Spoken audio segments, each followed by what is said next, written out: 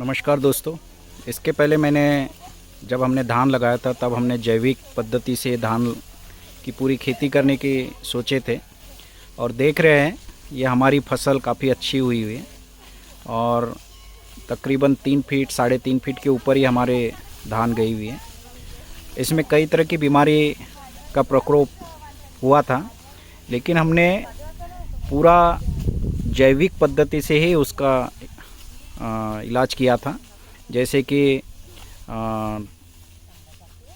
सीताफल के पत्ते, सदासाली के पत्ते, नीम के पत्ते, तम्बाकू के पत्ते, इन सब अलग अलग वनस्पतियों के पत्तों का काढ़ा बना के हमने उस पर स्प्रे किया था। साथ ही गोपाल सुतरिया जी द्वारा निर्मित पंचगव्य से जो निर्मित किया गया गौ कृपा अमृत है, हमने उसे पानी के द्वारा और स्प्रे के द्वारा इन पौधों पे मारा था।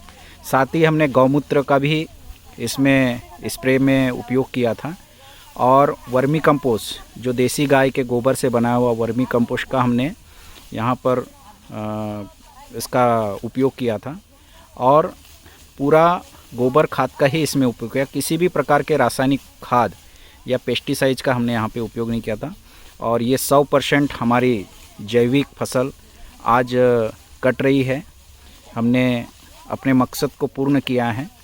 लोगों का अनुमान ऐसा होता है कि जैविक इसमें बीमारियां लगती हैं, लेकिन हमने बीमारी लगने से पहले ही हर प्रकार के पत्तों के स्प्रे करवा देते थे, जिससे काफ़ी कम पैमाने में हमारे यहाँ पर फसलों को बीमारियां हुई। और कुछ हमें जो उस वक्त समझ में नहीं आता, जैसे आप देख रहे पेड़ों की डाले हैं, तो इनकी वजह से छाव जो हुई उस जगह पे थोड़ी सी फसल कम हुई। तो अगली बार हम इन पेड़ों को छटवा लिया करेंगे कि जिससे फसल को धूप अच्छे से मिले। जिस बंदी में धूप अच्छी थी वहाँ पर बहुत ही अच्छा फसल हुई है, आप देख सकते हैं। और लास्ट वाली बंदी में हमारे पूरी धूप थी, तो वहाँ की फसल यहाँ से कई अच्छी हुई है। तो दोस्तों, मैं आप सभी से निवेदन करता हूँ कि कम से कम अपने खाने के लिए 100% जैविक पद्धति से फसलें उगाइए।